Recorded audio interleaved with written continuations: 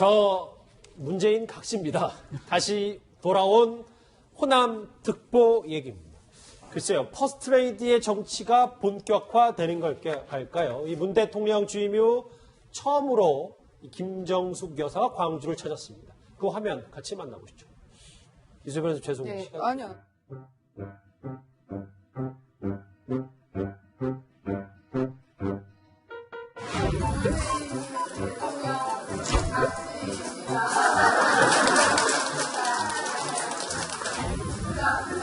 저희에게 많은 혜택을 주셨기에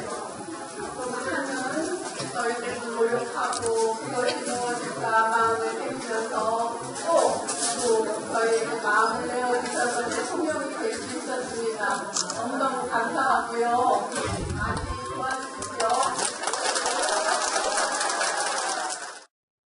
네, 호남특보 김정숙 여사가 광주를 찾았는데 어떤 의미가 있다라고 평가를 해야 될까요? 저기서 이제 그 말씀 중에 지켜주십시오라는, 여러분들이 지켜주십시오라는 그 말씀을 하셨어요, 표현이. 저는 그런 면에서 아마 이 정부에서 그 든든한 호남의 지지가 있어야지만 좀 안정적으로 그 국정을 수행해 갈 수 있다라고 생각한 면이 다분히 있다고 보이고요. 그리고 또 하나는 이제 선거운동 기간 때 이렇게 호남에서 좀 뭐 몰표라고 하긴 그렇지만 여하튼 그래도 거의 70%에 가까운 지지를 보내줬기 때문에 거기에 대한 보답의 의미, 그리고 내년 뭐 정치적인 함의가 있다 그러면 내년 지방선거까지도 염두에 둔 쭉 그런 행보가 아닌가 싶습니다. 또 하나는 이제 저 후에 진주로 또 넘어가서 거기서 그 수제버거집 할머니를 약속을 지키러 또 방문하기도 했다고 하는데요. 좀 김정숙 여사의 저런 행보는 지금 좀 무거운 이슈들이 있는 가운데에서 좀 뭐라 그럴까요? 문재인 대통령에게 굉장히 든든한 그런 그 행보가 아닐까 싶습니다. 이렇게 그 시장 상인들에게 거리낌 없이 다가가는 건 문 대통령보다 두수세수인 것 같다는 생각이 들어서 박준 변호사. 네. 그런데 이제 그 김정숙 여사가 KTX 민항기, 그러니까 대중교통을 이용해서 이제 옮겨. 쉽지는 않을 것 같아요. 만약에 군용기라든지 뭐 그런 것들을 이용하자고 아마 의전을 했을 것 같은데 문 대통령하고 똑같습니다. 문 대통령은 또 그 버스 탔던 거 우리 화면이 기억날 건데 시청자 여러분도 그 버스 타고 대중교통 이용했던 모습.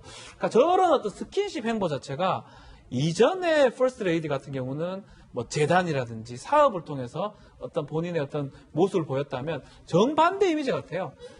직접 소통하고 만나가지고 보이는데 문재인 대통령이 이제 그렇게 뭐 유머러스하게 이러진 않기 때문에 또 웃긴 웃지만 반대로 김정숙 여사 같은 경우는 계속 웃는 표정이 이러기 때문에 그 뭐 부족한 부분을 국민한테 보여주는 게 아닌가. 아마 호남이라든지 진주도 지금 갔는데 두 군데서는 상당히 반기고요. 또 아주 검소하고 소탈한 모습이 국민들 입장에서는 뭐 청량제 같다, 뭐 이렇게 표현하면 될까요? 막 그런 생각이 좀 듭니다. 예, 이런 와중에 또 화제가 되고 있는 사진이 한 장 있는데 이현정 의원님. 네. 공항에서 이렇게 두 분이 졸고 있는 모습인데 참 신기한 게 저희 부모님도 어디 여행 가실 때 저렇게 졸고 계시거든요. 네. 저희 부모님이랑 좀 다를 바가 없다라는 생각이 좀 들더라고요. 굉장히 이제 평범한 어떤 부부의 일상, 그게 있고 특히 이제 아마 김정숙 여사가 이제 문재인 대통령을 생각하는 마음이 굉장히 좀 다정한 것 같아요. 우리가 보통 중년 부부들 하면 상당히 좀 떨어져 다닙니다. 근데 아까 잘 때는 좀 두 칸 정도 떨어서. 근데 이게 부부인지 아닌지를 아는 방법이 여러 가지거든요. 일단 부부일 때는 상당히 떨어져 다니고 서로 밥 먹을 때 말이 없고 밥만 먹습니다. 이제 그러면 저 사람들은 부부구나. 근데 저 장면은 진짜 부부 같지 않아요? 저는 진짜 부부 사진 같고. 근데 보면 하여튼 이제 좀 김정숙 여사가 문 전 대통령이 좀 디테일하게 많이 챙기는 면이 있어요. 지난번 첫날 출근 날 또 보면 이제 양복 이제 올라갔다고 해서 쫓아가서 이제 잡아준다든지 그렇게 이제 팔짱 끼고 한다든지 저런 모습을 보면 상당히 참 그 문 대통령을 좀 살갑게 챙기고 문 대통령은 여전히 무뚝뚝한 경상도 남자와 같은 그런 모습들을 보여주고 있는 것 같습니다. 저 공항 사진은 좀 여러 가지 생각들이 많이 드는 사진입니다. 박상훈 소장님, 제가 대학교 시절에 이게 다 노무현 때문이라는 말이 한창 유행해서 모든 댓글은 다 그런 말이 달렸던 기억이 나는데 요즘은 이게 다 야당 때문이야. 물론 차인표 씨가 저 연기를 저렇게 하려고 한 건 아니었겠습니다만 저런 패러디 사진까지 나오는 거 보면은 많이 분위기가 바뀌었나 봅니다. 참여정부 마지막은 우리가 이제 문재인 대통령 당선으로 이른바 화려하게 부활을 했지만 참여정부 노무현 대통령 서거 이전까지는 사실은 뭐 그냥 뭐 조그만 안 좋은 일 있으면 가다가 돌부리에 자기 발 부딪히더라도 노무현 때문이다 이런 얘기들이 이제 유행을 했었죠. 유행을 했었는데 어쨌든 뭐 지금 야당 때문이다 뭐 이런 댓글이 있는데 지금 이게 뭐 일부 우파 쪽의 정서를 반영한 것인지 뭐 뭔지는 모르겠는데 어쨌든 초기에 문재인 대통령이나 김정수 여사의 어떤 소통 능력은 전 정권과 비교되면서 국민들한테 상당히 좀 청량감을 주고 있는 것은 사실인 것 같습니다. 네. 저희가 지금 뉴스를 정리하기 전에 저희가 그 보고책에 누락됐다. 그러니까 문재인 대통령의 경로 얘기를 좀 해봤었는데 지금 국방부 청사에서 이제 한민구 국방장관이 나올 때 기자들 앞에서 저런 얘기를 한 것 같아요. 그러니까 청와대에서 문제 제기했던 뭐 보고서든지 뭐든지 사드 보고 삭제 지시한 바 없다. 그리고 보고서는 이제 본인이 얘기하는 게 아니라 이제 뭐 대령급이나 뭐 초대, 그러니까 이 실무선에서 만드는 거다 또 있네요. 대화하다 보면 뉘앙스의 차이가 있다. 한 문장 더 있습니다. 그러니까 안보실장과의 대화, 잘 모르겠다라는 뉘앙스의 얘기하라는 건 맞지 않다. 이현정 의원님, 저 한민구 장관의 저 얘기 어떻게 받아들입니까? 아니 근데 이게 지금 반대에 보고하는 것도 아니고 청와대에 보고하는 거 아니겠습니까? 예. 어떤 면에서 보면 본인이 직접 보고하는 건 아니지만 청와대에 한다라면 국방부 장관이 챙겨야죠. 당연히. 챙겨야죠. 그럼 보고서를 갖다 놓고 저 연필 가지고 일일이 줄 거 가면서 이 부분과를 지적하고 했는 게 그 국방부 장관의 당연한 임무거든요. 다른 것도 아닙니다. 사실은 청와대가 하는 보고서는요. 지금 장관 같은 경우에 어떤 식이든지 자신의 대리에서 보고하는 거기 때문에 그 실무선에서 만들었다 그 해명 안 됩니다. 그건 왜냐하면 최종 보고서기 때문에 그러면서 만나면 한민구 장관의 전 해명이 정말 이해할 수는 없어요. 왜냐하면 장관이면 당연히 챙겨야 되는 거고 안보실장하고 이야기했다 이야기 안 했다고 하는 것 자체도 보면 제가 볼 때는 이게 한민구 장관이 지금 상황에 대해서 제대로 인식하고 있는지조차도 좀 의심스러울 대목입니다. 글쎄요. 보고서는 실무선에서 만드는 거다. 자기는 삭제 지시를 한 적이 없다. 이런 한민구 장관의 얘기까지 들어봤습니다. 정리할게요. 여러분은 지금 뉴스특급과 함께하고 계십니다. 이낙연 총리 후보자 인준 총리 전선 정말 이상이 없을까요? 이제 국회로 가볼 텐데요. 이낙연 국무총리 후보자 인준 표결을 위한 본회의가 지금 이 시각 국회에서 열리고 있습니다. 국회 본회의장 모습을 지금 화면으로 보고 계신데 뭐 어느 정도 예상이 좀 됩니다만은 일단 이현정 의원님, 네. 국민의당에서 이 호남 총리에 대한 협조를 한다면 이낙연 후보자 무난히 통과할 것으로 예상은 되지 않습니까? 일단 뭐 과반 출석의 과반 이제 찬성으로 통과가 되는 것인데요. 오늘 이제 보면 일단 더불어민주당이 지금 120석이고 그다음에 이제 지금 현재 국민의당이 40석입니다. 그리고 정의당이 6석이고 또 바른정당이 지금 현재 한 20석 가지고 있지 않습니까? 그렇기 때문에 이제 물론 바른정당에서는 일단 참여를 하되 반대를 한다는 강론이 있기 때문에 이제 그것을 얼마나 이제 그걸 할지 모르겠지만 일단 뭐 일부 이탈표가 있다 하더라도 일단 과반수 넘는 것은 뭐 일단 무난해 보입니다. 근데 지금 문제는 자유한국당이 지금 아침에 일단 심사 보고서에도 참여를 안 했고 그리고 일단 지금 표결도 아마 지금 참여를 안 한 것으로 지금 당론을 정하고 있어요. 예. 그렇다고 한다면 이게 사실은 이제 총리 후보자 같은 경우 어떤 면에서 보면 여야가 함께 통과시켜야 되는 것이 상당히 국정에서 굉장히 중요한 것이거든요. 근데 이제 초반 초기 조각 어떤 첫 번째 총리부터 제1야당이 참석 안 한다는 것은 일단 출발부터 상당히 좀 협치라든지 일단 삐걱거리는 것을 일단 보여주는 것이라고 저는 생각이 듭니다. 예. 일단 지금 화면상으로 보니까 자유한국당 의원들은 본회의장에 들어오지 않은 것 같은데요. 자유한국당 끝까지 인준에 반대하면서 이렇게 얘기했습니다. 정우택 대표 이렇게 얘기했습니다. 만약 제1야당의 반대를 무시하고 정부의 첫 번째 총리 인준을 강행한다면 이후 발생하는 모든 문제에 대한 책임은 문재인 대통령에게 있다는 말씀을 다시 한번 분명히 드립니다. 자유한국당은 헌법과 국회법 등이 정한 합법적 테두리 안에서 제1야당으로서 할 수 있는 모든 수단을 동원해서 우리 당의 단호한 의지를 표명하겠다는 말씀을 드립니다. 모든 수단을 동원해서 네. 단호한 의지를 표명하겠다라고 이야기했는데 어떤 방식일까요? 우선 수단부터 따져보죠. 첫 번째는 단순 불참이 있습니다. 본회의 표결에. 두 번째는 참석을 하고 반대 토론을 하고 퇴장하는 방식이 있습니다. 세 번째는 아마 로텐도로 같은 데 피켓팅하는 수가 있겠죠. 예. 그다음에 선진화법 이전에는 뭔가 의장실을 점거하는 문을 걸어 잠그고 뭐 이런 게 있는데 그건 이제 불가능하기 때문에 아마 지금 이 세 가지 중에 하나로 한국당은 의사표시를 하는데 로텐도를 피켓팅을 하고 있다는 보도가 있으니까 세 번째 방식, 현재 할 수 있는 방식 중에 가장 강한 수단을 동원해서 이제 그 이낙연 총리 인준에 반대하는 의사표시를 하고 있지 않나 이런 생각이 듭니다. 근데 더 여쭤보면 이게 물론 이낙연 후보자가 예상컨대 뭐 인준이 된다고 하더라도 네. 자유한국당이 이렇게 반대를 해버리면 약간의 동력은 좀 떨어지는 거 아닙니까? 일단 자유한국당 이게 이제 내부적 측면과 외부적 측면을 동시에 봐야 되는데 내부적으로 굉장히 지금 어수선하죠. 뭐 어제 있었던 대선 평가 외부 패널들도 모시고 자유한국당이 왜 정권을 잃었냐라는 그 토론회도 사실 난장판이 됐고 예. 그다음에 지금 뭐 바퀴벌레 나술까지 논쟁이 지금 일어나고 있는 상황에서 외부에 강력한 적이 있으면 그건 고마운 일이죠. 일단 그걸 공격하면서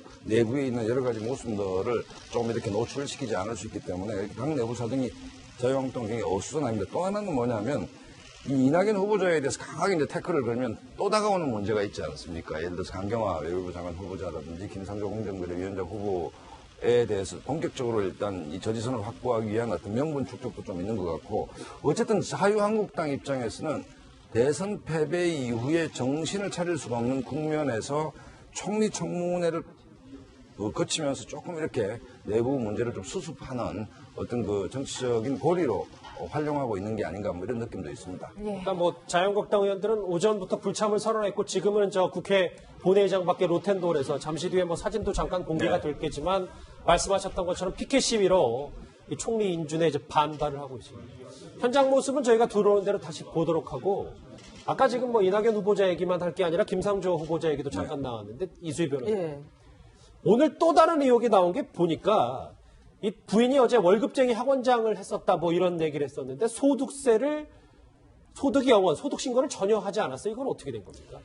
이게 이제 소득 신고를 못한 이유가 제 생각에는 지금 이제 김 후보자 직장 피부양자 등록이라고 저기 나와 있는데 저 얘기는 이제 김 후보자가 한성대 교수로 재직하면서 하고 있을 때 부인을 피부양자, 의료보험의 피부양자로 등록을 했다는 거죠. 그러니까 학원장이 저게 뭐 월급을 받는 학원장이었다 하더라도 소득이 있으면은 피부양자로 등록이 안 되는데요. 그런데 그 피부양자로 등록을 하기 위해서 그 뭐 소득이 있음에도 불구하고 신고를 안 한 것인지 저 부분에 대해서는 김상조 후보자께서 해명을 해야 될 부분인 것 같아요. 지금으로서는 뭐 의혹인데 좀 이상하기는 하죠. 학원장이 아무 돈도 안 받고 그 이름만 빌려줬다라고 보기에는 좀 뭔가 통례하고 맞지를 않으니까요. 예, 박지민 변호사님 아무래도 세금 탈루는 좀 민감한 문제이기 때문에 그렇죠. 김 후보자가 좀 이 부분에 대해서는 좀 상세하게 해명을 해야 될 것 같아요. 그렇죠. 뭐 위장 전입하고 우리가 5대 비리 원칙 배제 비리 중에 거의 좀 많이 걸려버리기 때문에 지금 김상조 후보자 같은 경우는 또 직책 자체가 공정거래위원장이거든요.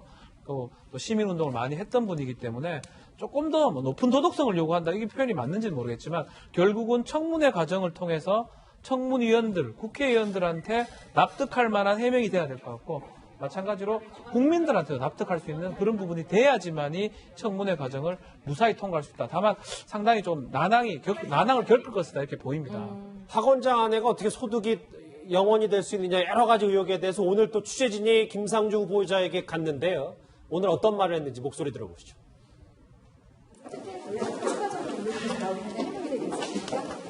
학장에서 자진 사퇴를 요구하고 있는 게 연결된 것인가요? 아드님 인턴 선발 학회 의혹에 대해서 어떻게 생각하세요? 연일 의혹이 불거지는 데 대해서 어떻게 생각하시나요? 이제는 어제는 조금 뭐 청문회 때 소상히 밝혔다고 했는데 오늘은 묵묵부답입니다. 왜냐하면 이 계속 그 아내 의혹, 뭐 영어 강사, 뭐 공립학교 영어 강사 취업 문제도 그렇고 그거에 대해서 오늘 저 김상조 후보자 측, 그러니까 공정거래위원회 측에서 이런 얘기를 했는데, 그러니까 학원을 소유 운영한 것이 아니다. 그러니까 월급쟁이 저기는 맞는데 학원장이라는 직위를 대외적으로 사용한 저건 무슨 말입니까? 그러면? 이게 참 장관되기 어렵죠. 이게 지금 참 비판자일 때 하고 본인이 직접 할 때 하고 참 이게 쉽지가 않습니다. 비판하는 쪽 입장에 보면 그만큼 자기도 도덕적인 어떤 명분이 있어야 되는데 지금 이제 김상조 후보자가 공개된 나온 걸 보면 저는 왜 대답을 안 하시는지 모르겠어요. 이 해명을 좀 하셔야 될 필요가 있는데 특히 이제 학원 문제 같은 경우에 이게 딴 데도 아니고 사실 대치동 학원이었지 않습니까? 이 대치동에 영어 학원을 하면 저 학원장으로 있으면서 이 경력을 근거로 해서 그 학교에 이제 영어 교사로 취업을 한 겁니다. 그렇다고 본다면 그 학원에 이제 일단 학교에 내는 게 공문서잖아요. 그럼 예를 들어서 지금 이제 이 이야기 들어보면 그냥 이름만 얹어놓고 있어도 그럼 이 공문서 위조가 돼요. 그러면서 또 보자면 그러니까 분명히 지금 학원장에 이름을 갖고 있다 하더라도 분명히 월급 같은 걸 받을 거 아니겠어요? 해명이 맞다면 이름만 빌려준 거니까 공문서 위조가 그렇죠. 왜냐하면 그는 그냥 이름만 빌려주고 아무 소득이 없다 그러면 거기에 공문서에 그 지원서가 공문서지 않습니까? 그러니까 학교에다가 이제 내는 건데. 그럼 그걸 거의로 기재했다는 것 자체가 보면 이건 문제가 있는 거죠. 그러니까 그렇기 때문에 지금 이게 안 했다라고 이야기를 하든지 이렇게 이야기를 했어야 될 텐데 지금 이제 해명을 하지 않으니까 많은 의혹들이 나오는 거예요. 이게 왜냐하면 우리가 지금 확인할 수 있는 방법이 여러 가지입니다. 의료보험도 있죠. 기자들이 그냥 놀고 있지 않거든요. 다 확인해 봅니다. 한마디 하면. 이제 그런 거기 때문에 저는 김상조 후보자가 누구보다도 재벌에 대해서 또 기업에 대해서 정말 칼날 그 비판을 했지 않습니까? 한치의 어떤 빈틈도 없이. 그렇다면 본인 스스로도 거기에 떳떳해야죠. 야당에서는 말이죠. 야당에서는 이 김상조 후보자에 대한 지명 철회 목소리가 나왔습니다. 그 목소리 들어보시죠. 김상조 공정거래위원장 후보자도 위장 잔업은 말할 것도 없고 부적합의 총체적임이 속속 나타나고 있습니다. 이중잣대, 내로남불, 내가 하면 로맨스, 남이 하면 불륜의 전형적인 전형을 보여주는 것입니다. 지난 20일 문재인 대통령 스스로 제 말에 대해 지켜야 한다는 강박관념을 갖는 사람이라고 했습니다. 지금이라도 철회하는 게 바람직하다고 생각합니다. 뭐 말씀처럼 그간 김상조 후보자가 보여준 이미지 때문에 의혹이 더 쌓이고 쌓이는 측면도 있는 것 같은데 일각에서는 잦은 서투의 목소리도 나오고 있더라고요. 어쨌든 어제 지금 그 민주당 현역 의원 4명을 전격적으로 장관 후보자로 발탁을 했지 않습니까? 그건 뒤집어 보면 청와대가 초기 인사에서 굉장히 골머리를 앓고 있다는 반증이 아니겠느냐. 뭐 여러 가지 측면이 고려됐겠지만 현직 의원 4명을 강요로 임명한다는 것은 첫 번째 국회 청문회의 문턱을 좀 넘어야 된다는 것이고 그 다음에 문 대통령께서 이제 후보 시절에 했던 5대 비리가 좀 자성자박이 되고 있죠. 게다가 이제 김상조 위원장 같으면 특히 공정거래위원장이고 시민사회운동 출신이고 그 다음에 뭐 반칙과 특검 문제에서 알러지 반응을 보여왔는데 이제 이렇게 문제가 된다면 사실은 지금은 문재인 대통령의 어떤 국정 운영에 대한 기대감이 80% 이상이 높기 때문에 넉넉한 국정 운영의 동력이 있지만 이런 문제가 계속 반복해서 째을 맞게 된다면 사실은 그 대통령 후보로서의 지지도 40% 초반과 국정 운영에 대한 기대감 80몇 프로, 이 40%는 기대감이지 일을 잘하는 데 대한 반대급분은 아니지 않습니까? 그렇다고 본다면 그 기대감이 빠지기 시작했을 때는 지지도도 추락할 수밖에 없다. 그렇다고 본다면 김상조, 강경화 두 후보자 물론 뭐 청문 과정을 진행해봐야겠지만 먼저 선제적으로 자진 사퇴하는 방법도 하나의 방법이다. 그 다음에 문재인 정부가 이런 문제, 야권의 비판 문제에 대해서 우리 지지도가 높기 때문에 가볍게 이렇게 소화하려고 한다면 결국 우리가 검토할 때도 여러 번에 무너지지 않습니까? 그러니까 굉장히 이런 부분들은 좀 신중하게 좀 접근을 해야 될 필요가 있다. 좀 경광부회하듯이 우선 소나기 피하자는 방식으로 피하다 보면 정말 이게 누적이 된다면 정권 그 대통령 지지나 정권 지지에서 굉장히 문제가 올 수도 있다고 저는 봅니다. 아까 저희가 이낙연 총리 후보자 인준 국회 본회의장 잠깐 현장을 다녀왔었는데 사진 하나가 좀 올랐어요. 그러니까 국회에서 자유한국당 의원들이 아까 박상원 소장님 말씀처럼 저렇게 피켓팅 시위, 뭐 자유한국당 소속 의원들도 좀 보이고 이낙연 총리 후보자의 위장 전입, 문 대통령을 철회하라라는 이제 피켓 시위를 하고 있는데. 아직 오늘 본회의 총리 인준까지는 좀 다소 시간이 걸리는 것 같습니다. 불과 얼마 전에는 민주당 의원들이 저기 들고 서 있었는데 이제 아마 들고 있는 사람이 좀 바뀌었습니다. 좀 어색한 모습 같아요. 참 공수가 9년 만에 바뀌다 보니까 우리가 예전엔 최근에 많이 못 봤던 화면도 같이 보는 것 같습니다. 김상조 후보자 얘기 그리고 이낙연 후보자, 총리 후보자의 인준 얘기